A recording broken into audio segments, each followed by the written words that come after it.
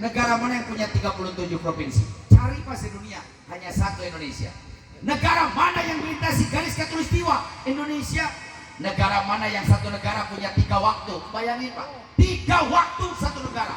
Hei mahasiswa, hei pelajar, cari olehmu. Negara mana yang satu negara punya 3 waktu? Indonesia. Indonesia bagian barat, Indonesia bagian tengah, Indonesia bagian timur. Negara mana yang lautannya kaya? Indonesia. Saya kasih tahu Pak, saya sering ceramah ke daerah Pelabuhan Ratu. Ini saking kayanya negara Indonesia lautannya. Di Pelabuhan Ratu itu ada namanya ikan. Orang pelabuhan nyebutnya ikan jabrik. Kalau kita ikan tuna, itu ikan mahal Pak. Dan anehnya itu ikan, kalau lagi kecil dia senangnya di lautan Australia Pak. Jadi ikan itu kalau kecil dia berenangnya di lautan Australia, milik Australia. Tapi giliran udah gede mau panen, balik ke Pelabuhan Ratu. Ini saking kayanya Indonesia. Ini bukan berita bohong Pak, fakta, fenomena alam. Hei, saya tanya, negara mana yang punya 17.000 pulau-pulau? Indonesia. Negara mana yang punya ribuan suku bangsa? Indonesia. Di Indonesia suku-suku bangsa banyak Pak. Suku Sunda, suku Jawa, suku Irian, suku Papua, suku Maluku, suku Hayam, suku Haung, suku Kebo, suku Hideng, suku Jebrang, banyak. Suku Rorombeheun dah. Negara mana yang punya ribuan bahasa? Indonesia Pak. Saudi Arabia kaya. Kaya. Saking kayanya Saudi, dia bisa ngegaji imam besar Masjidil Haram 3,8 miliar. Saya pembimbing umroh tahu Pak. Dan saya pernah ngobrol dengan petugas Masjidil Haram. Ada yang mengatakan imam Masjidil Haram itu dikasih cek sama raja. Silakan, lu isi mau berapa gajinya. Saking kaya Indonesia. Kalau Haji Entis punya gaji 3,8 miliar per bulan Bu. Oh, istri saya 126. 3,8 miliar. Gaji imam Masjid Nabawi jangan main-main Pak, 2,7 miliar per bulan. Gaji imam Masjid Jumat di Saudi 230 juta per bulan. Saya tanya masjid ini gajinya berapa? Jangan ketawa, berapa? Gratis. Berak aja 2.000 di pom bensin. Imam gratis. Tapi inilah hebatnya kiai di Indonesia, Pak Ketua MUI. Hebatnya ulama di Indonesia. Hebatnya ustadz di Indonesia. Hebatnya kesepuhan di Indonesia. Hebatnya ulama di Medang. Hebatnya ustadz di Medang. Hebatnya kiai di Medang. Hebatnya ulama di Medang. Kiai, ustadz, ulama di Medang siap mengabdikan diri kepada umat 24 jam full, tanpa digaji, tanpa dibayar. Berikan tepuk tangan untuk ustadz-ustadz kita di Medang. Luar biasa Pak. Padahal negara kita negara kaya. Di Saudi Arabia kaya bahasanya cuma satu, Arab. Arab itu bukan milik Saudi Pak. Yaman bahasa Arab, Palestina bahasa Arab, Kuwait bahasa Arab, Qatar bahasa Arab, Oman bahasa Arab, Abu Dhabi bahasa Arab, Dubai bahasa Arab, Kuwait bahasa Arab, Iran bahasa Arab, Irak bahasa Arab, Afghanistan bahasa Arab. Tapi di Indonesia Pak, satu negara bayangin bahasanya 1126 bahasa. Ada bahasa Sun. Hei, bantuin bahasa Sun, Jaw, Iri, Papua, Maluk, Madur, Makas, Manad, Aceh, Lampung, Padang, Batak, Dayak, Minahasa, Palembang, Jambi. Oh banyak. Tapi yang kaya paling kaya seluruh Indonesia, yang paling kaya bahasa cuma satu Pak, bahasa Sunda. Bukan mentang-mentang saya orang Sunda, survei membuktikan Sunda ini pembendaharaan katanya banyak. Bilang makan di Sunda banyak Pak. Dahar, daang, mam, mamam, tuang, nedang, ngawadang, nyatu, jajablog, lolodok, tetegek, ngalebok, gagares. 13. Itu hanya makan. Bahasa Indonesia cuma satu, makan, gak ada lagi. Kiai lagi makan kambing, lagi makan. Tuh kiai sama kambing jadi sama-sama makan. Pak Lurah lagi makan bebek, lagi makan. Lurah sama bebek jadi mirip. Kalau di Sunda enggak Pak, ada kata-kata buat kesopanan. Pak Ustadz lagi tuang, kiai lagi tuang, budak keur emam, bapak keur dahar, manila keur lolodok, doma keur nyatuan, bangsat keur jajablog, jablay keur ngalebok. Itu Sunda. Cuman orang Sunda itu punya kelemahan Pak, kalau ke kota suka bawa-bawa penyakit mah. Saya mah, ini mah, ya begitu. Ini perkenalan saja sedikit. Saya ini asli Sunda, Pak. Darah saya darah Sunda. Saya asli orang Cimande. Dilahirkan di Cimande, dibesarkan di Cimande. Saya bangga jadi orang Cimande, Pak. Kenapa saya bangga? Ini perlu orang Medang tahu. Dinas Pariwisata pernah menyatakan tahun 2011 bahwa pencak silat tertua di dunia, catat bukan Indonesia, pencak silat tertua di dunia itu pencak silat kampung saya Cimande. Dan Cimande itu terkenal dengan panti rehabilitasi patah tulang, karena Cimande punya minyak manjur. Cimande kampung saya, Pak. Jadi urusan patah kaki, patah betis, patah paha, patah tangan, patah pundak, jangan patah kepala aja, susah. Itu kampung saya bagiannya, Pak. Dan saya dilahirkan bukan dari keluarga besar ulama pesantren, bukan.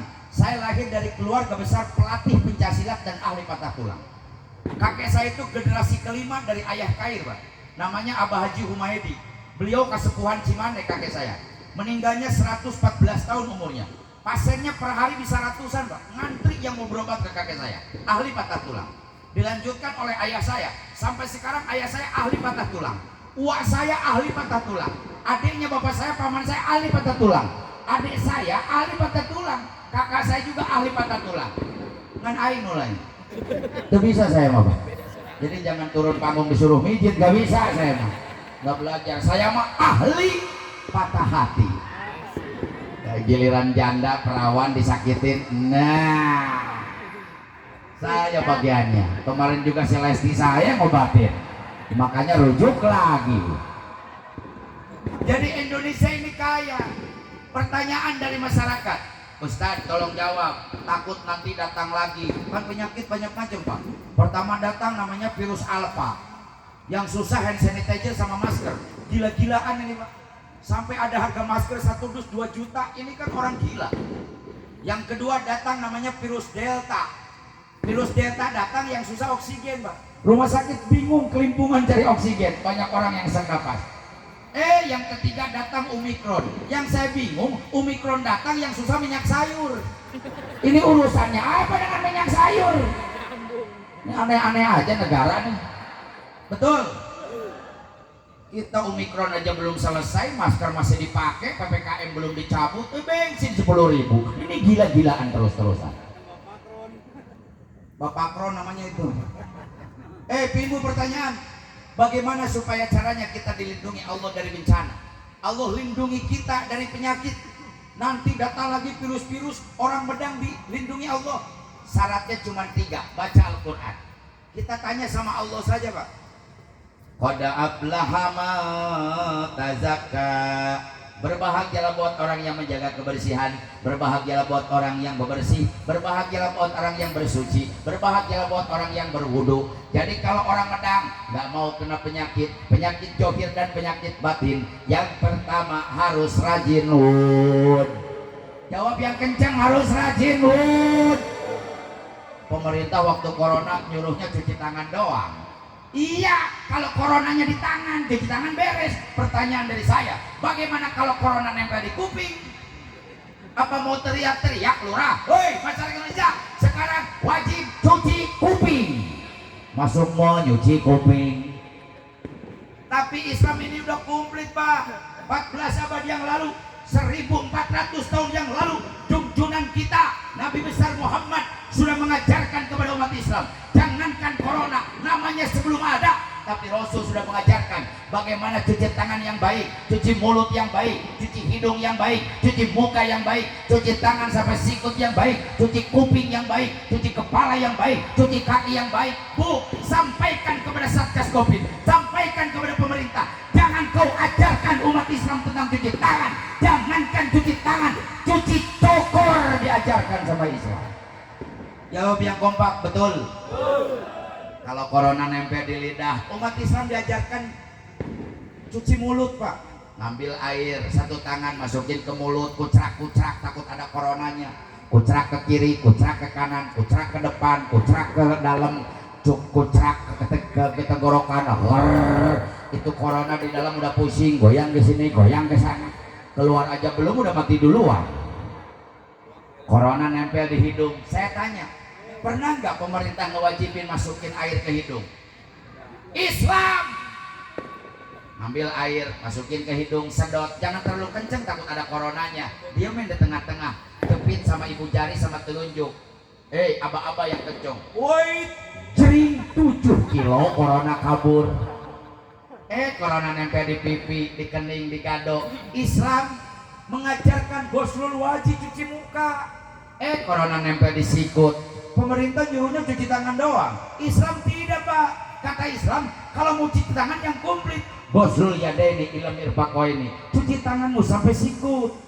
Corona nempel di kuping, cuci kuping. Corona nempel di rambut, cuci rambut. Madhab Imam Hanafi dan Maliki mewajibkan cuci rambut semua.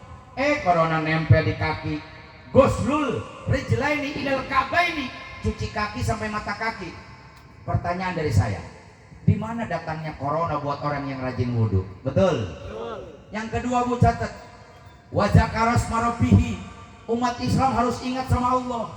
Di saat umat lain, orang lain tahun baru mengadakan dengan maksiat, umat Islam wa zakaras marabihi, ingat dengan Allah, istighosah, baca istighfar, baca Fatihah, baca Asmaul Husna, baca zikir, baca tahlil, baca tahmid. Ini perintah dari Allah. Orang lain kena bencana, kita Allah amankan. Amin. Wa zakaras marabihi, harus ingat dengan Allah. Saya tanya, yang nyiptain langit siapa? Jawab semua yang kencang, yang nyiptain langit siapa? Allah. Yang nyiptain bumi siapa? Allah. Menciptakan dunia siapa? Allah. Menciptakan manusia siapa? Yang mendatangkan bencana siapa? Yang bisa nahan bencana siapa? Yang nurunin penyakit siapa? Yang menyembuhkan penyakit siapa? Yang mampu menghancurkan corona siapa? Wa zakaras marabihi, banyak baca Qur, baca istighfar, baca sholawat. Ini ada sholawat hebat, Kang. Namanya sholawat tibil qulub, sholawat namanya sholawat sipa. Ini sholawat kemarin waktu corona banyak dibaca, Pak, musim. Tapi orang nggak tahu siapa pengarangnya. Pengarang sholawat sipa ada yang mengatakan Syekh Darbir, ada yang mengatakan Habib Abu Bakar bin Salim. Jadi kalau sholawat ini ingin ampuh, baca Fatihah dulu sama Syekh Darbir dan Habib Abu Bakar bin Salim. Baca sholawat sipa ini. Habib Abu Bakar bin Salim pernah berjanji, barang siapa yang baca sholawat sipa, Allah akan hancurkan penyakit johir dan penyakit batin. Yang punya penyakit johir, yang punya penyakit jantung saat ini nih, kalau yang punya penyakit jantung jangan pernah takut. Yang bikin jantung itu Allah, yang ngasih penyakit juga Allah. Minta sama Allah. Baca sholawat sipa 11 balik setelah selesai sholat.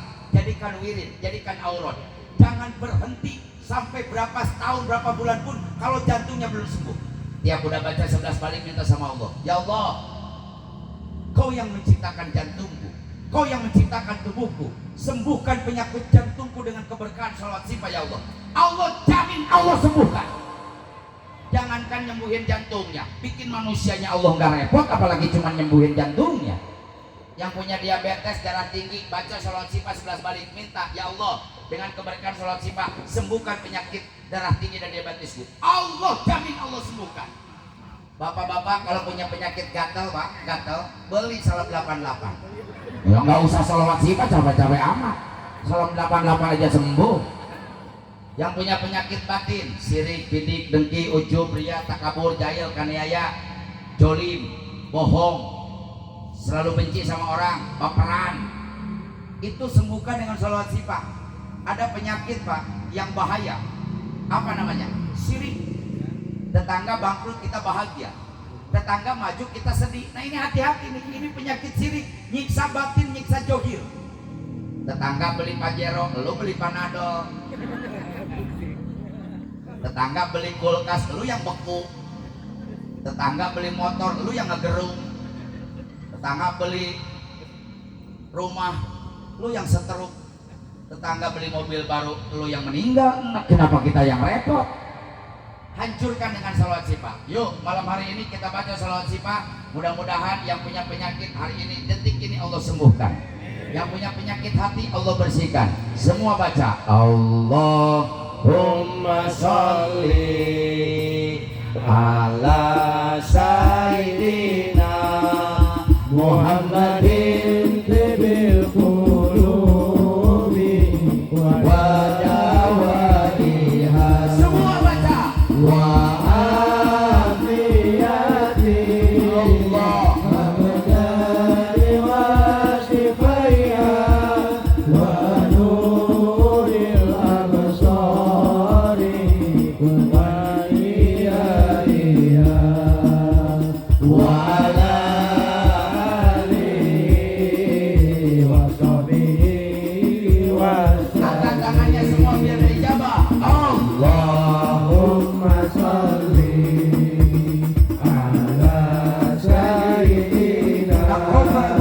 Muhammadin tibil qulubi wa dawaniha. Minta semua. Wa afiyati Allah abdani wa sifaiha wa nuril absari wa diaiha. Semuanya.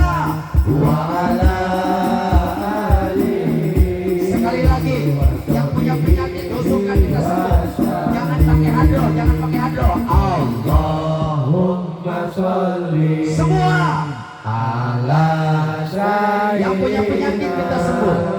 Muhammadin tibil qulubi wa dawaniha. Yang sedang sakit kita sembuh. Wa afiyati Allah abdani wa sifaiha wa nuril absari wa diyaiha wa ala alihi wa sahbihi wa sallim wa barik.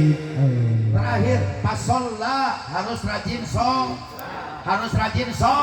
sholat yang 5 waktu, tambah sholat sun, sholat qobli, sholat ba'di, sholat tahajud, sholat duha, sholat daf'il bala, sholat taubat, sholat tasbih, dan sholat yang lainnya. Tolong catat wasiat dari saya. Hanya 3 yang akan bisa menghancurkan penyakit zahir dan batin. Yang pertama, orang Medang harus rajin wudhu. Yang kedua, hatinya selalu mengingat Allah. Dan yang ketiga, memperbanyak sholat. Insya Allah kampung kita Allah amankan dari bencana. Hati kita Allah bersihkan dari penyakit hati. Dan Allah bersihkan penyakit kita dari penyakit zahir dan batin. Mudah-mudahan saya berdoa, ini kampung jadi kampung yang barokah, kampung yang penuh dengan lautan rahmat, kampung yang penuh dengan lautan magfirah, jadi kampung yang qaryatun thayyibatun wa rabbun ghafur. Para pemuda-pemudinya Allah jadikan pemuda-pemudi yang soleh dan soleha, bisa membahagiakan kedua orang tua dua dunia dan di akhirat. Para tokoh masyarakatnya Allah berikan panjang umur, sehat walafiat. Aparatur pemerintah Allah berikan sehat jasmani dan rohani mengelola umat. Dan mudah-mudahan semua yang hadir malam hari ini Allah masukkan ke dalam hatinya cahaya taufik hidayah, sehingga kita bisa melaksanakan perintah Allah dan menjauhi larangan Allah, bisa menjalankan amar ma'ruf nahi munkar demi kebersamaan kita di hadapan Allah Subhanahu wa taala. Hadirin hadirat rahimakumullah, itu saja. Langsung doa. Mari kita sama-sama berdoa. Ala hadini wa qulun yatin sholli ala hadratil habib Muhammadin sallallahu alaihi wasallam. Al-Fatihah. A'udzu billahi minasy syaithanir rajim. Bismillahirrahmanirrahim. Alhamdulillahi rabbil alamin. Arrahmanir rahim. Maliki yaumiddin. Iyyaka na'budu wa iyyaka nasta'in. Ihdinas siratal mustaqim. Siratal ladzina an'amta 'alaihim ghairil maghdubi 'alaihim waladdallin. Allahumma shalli wa sallim wa barik ala sayyidina wa habibina wa syafi'ina wa karimina wa duhrina wa maulana Muhammadin wa sallallahu alaihi wasallam Muhammadin wa alihi ajmain. Amin. Alhamdulillahi rabbil alamin. Hamdan yuafi ni'amahu wa yukafi'u mazidah. Ya Rabbana lakal hamdu kama yanbaghi li jalali wajhikal azim sultani.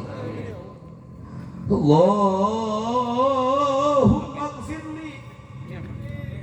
Hadirin yang pernah punya dosa sama orang tua, ingat-ingat kembali dosanya. Yang pernah membentak orang tua, ingat-ingat kembali bentakannya. Yang pernah berbohong, menipu, menyusahkan orang tua, ingat-ingat kembali kedurhakaan kita kepada orang tua. Ridallah biridul walidaini. Keriduan Allah tergantung keriduan orang tua. Walaupun orang Medang, malam dipakai tahajud, siang dipakai puasa, pergi haji tiap tahun, umroh tiap bulan, sodakohnya miliaran, Senin Kemis gak pernah ketinggalan, pengajian tiap hari, zikirnya berjam-jam. Tapi kalau menyakiti hati orang tua, demi Allah seluruh pintu surga Allah tutup. Hadirin, coba ingat-ingat kembali perbuatan kita kepada orang tua. Malam hari ini di pergantian tahun 2022 menjadi 2023, bayangkan wajah orang tua kita, tatap wajah ibu kita, ibu yang mengandung 9 bulan, melahirkan kita dengan taruhan nyawa. Air ketubannya pernah mengalir deras di waktu melahirkan kita. Darahnya pernah mengalir, tidak pernah terbayar oleh anaknya. Air susunya pernah kita sedot 2 tahun lamanya. Beliau yang ajarkan kita makan. Beliau ajarkan kita berpakaian. Beliau ajarkan dengan penuh kasih sayang. Sampai kita sudah punya anak, kasih sayang orang tua tidak pernah hilang hadirin. Tatap wajah ibu kita. Bagaimana kalau sampai beliau meninggal dunia, kita belum pernah memeluk, bersujud, bersimpu, memohon ampun dengan dosa yang pernah kita lakukan. Di sebelahnya ada ayah kita. Tatap wajah ayah kita. Kadang-kadang kita lebih dekat dengan ibu, kadang-kadang kita lebih sayang dengan ibu. Sampai ada anak setan yang ngomong, lebih baik ibu, bapak yang meninggal duluan daripada ibu. Padahal hadirin, siang dan malam, sore dan pagi, yang ada di kepala bapak itu anak, anak, anak. Bagaimana kalau ayah kita meninggal dunia, kita belum pernah memeluk, bersujud, memeluk erat, mohon ampun dengan dosa yang kita pernah lakukan. Waktunya malam hari ini, mudah-mudahan malaikat berkumpul di tempat kapung gedang. Mudah-mudahan Rasulullah hadir pada malam hari ini. Amin. Coba bayangkan dengan hati yang bersih, malam hari ini kita memeluk kedua orang tua kita, memohon ampun, ucapkan doa yang khusyuk. Mungkin doa malam hari ini yang menghapus dosa-dosa kita kepada orang tua. Bayangkan kita memeluk kedua orang tua. Allahumma ighfirli zunubi wali walidayya warhamhuma kama rabbayani shaghira. Bi barakatin nabi, bi mujizatin nabi, bi syafaatin nabi, bi barakati talabil ilmi, wa bi barakati istighosa hasil maqasidana ya Allah. Silakan berdoa masing-masing sesuai dengan kebutuhannya. Yang punya penyakit ceritakan, yang punya masalah ceritakan. Jangan pernah mengatakan kita punya masalah besar, tapi katakan kita punya Allah yang maha besar. Yang punya keinginan ceritakan, yang punya cita-cita ceritakan. Terutama yang punya dosa ceritakan, minta diampuni. Tubu ilallah taubatan nasuha, tobat kepada Allah dengan sebenar-benarnya tobat. Ya Allah,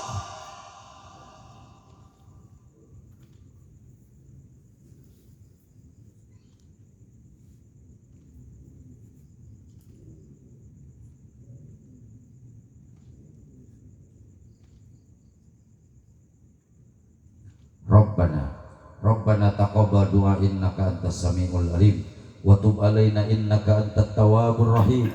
Rabbana atina fid dunya hasanah wa fil akhirati hasanah wa qina adzabannar wa adkhilna jannata mal abrar. Ya Aziz ya Ghaffar ya rabbal alamin. Subhanaka rabbika rabbil izzati amma yasifun. Wassalamun alal mursalin walhamdulillahi rabbil alamin. Qabul. Itu saya sampaikan, kurang lebihnya mohon maaf. Hadanallahu wa iyyakum azmain. Billahi taufiq wal hidayah. Biridha wal inayah. Assalamualaikum warahmatullahi wabarakatuh.